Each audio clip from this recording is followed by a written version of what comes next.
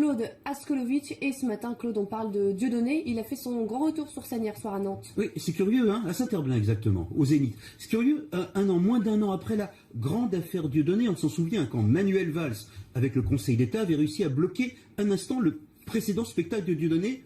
Il est de retour, exactement le même. Début décembre, sur France Télévisions, le Premier ministre avait eu cette phrase quand j'ai fait taire ce personnage, Dieudonné Mbala, je n'ai pas eu beaucoup de soutien. C'est ce qu'avait dit le Premier ministre. Alors la deuxième partie de la phrase était vraie. Hein. Il n'avait pas eu beaucoup de soutien, Manuel Valls, contre Dieudonné, mais la première partie était fausse. Il n'a pas fait taire Dieudonné. Dieudonné parle, Dieudonné est sur scène, Dieudonné est sur Internet. Dieudonné n'a absolument pas changé. Il est toujours exactement sur les mêmes thématiques, sur l'antisémitisme, sur la recherche de l'odieux et du scandale absolu.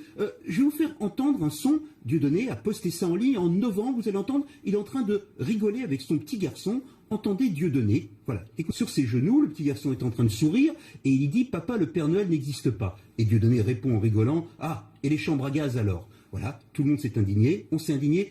Près de 2 millions de personnes ont partagé cette vidéo. C'est-à-dire que rien n'a changé depuis un an. Dieudonné est prospère, Dieudonné va bien, Dieudonné se dispute avec certains de ses anciens amis, son ancien garde du corps, le cherche-noix sur Internet, mais cela ne bouge pas. On ne va pas raconter le spectacle à Nantes, ça n'a aucune importance. Le cirque est prêt à reprendre de l'odieux et de l'indignation. La seule chose qui compte, c'est que Manuel Valls, plus jamais, ne pourra dire « j'ai fait taire Dieudonné ». Personne ne peut faire taire Dieudonné alors. Non, on ne peut pas le faire taire. Ça pose très exactement la limite, on va dire, de la décence commune et du monde installé. Le monde des politiques, le monde de la morale, le monde des églises, le monde de nos chaînes de télévision, le monde des journalistes. Plus nous disons, à juste titre, que Dieudonné est dans l'odieux, moins cela change quoi que ce soit. Parce que Dieudonné s'est créé un autre univers. Si vous allez sur Internet, vous allez voir que Dieudonné poste des vidéos qui sont vues par des centaines de milliers de personnes, plus de gens qui nous regardent maintenant ou qui nous regardent en général. Ça existe, c'est plus fort que tout. Dieudonné dit régulièrement que Internet a été son miracle. Il a parfaitement raison. C'est la réalité de la société aujourd'hui. Et quand il est attaqué par la justice, notamment, eh bien, il peut poser en victime. Un petit extrait d'une vidéo de Dieudonné, vous allez voir exactement son esprit, la manière dont il construit un phénomène sectaire. C'est grandiloquent, mais ça marche. Entendons cette fois Dieudonné. Le cirque est prêt, il va dire quelque chose d'odieux, il espère qu'il ira en prison, les gens diront « Ah, c'est horrible, c'est la litanie de la liberté d'expression ». Maintenant, si on s'arrête un instant, ces mots liberté d'expression, on en a beaucoup parlé récemment à propos d'un journaliste, Éric Zemmour, qui était de cette chaîne, qui ne l'est plus, et qui lui réfléchissait sérieusement à la possibilité qu'il y aurait de faire sortir tous les musulmans de France, faire sortir les musulmans de France. C'était complètement surréaliste, mais il a été défendu, Éric Zemmour, c'est-à-dire que la liberté d'expression et l'odieux, ce ne sont pas des phénomènes qui sont réservés à Internet, c'est parfois aussi l'odieux des gens installés. C'est l'argument du deux poids deux mesures alors. Il existe parfaitement.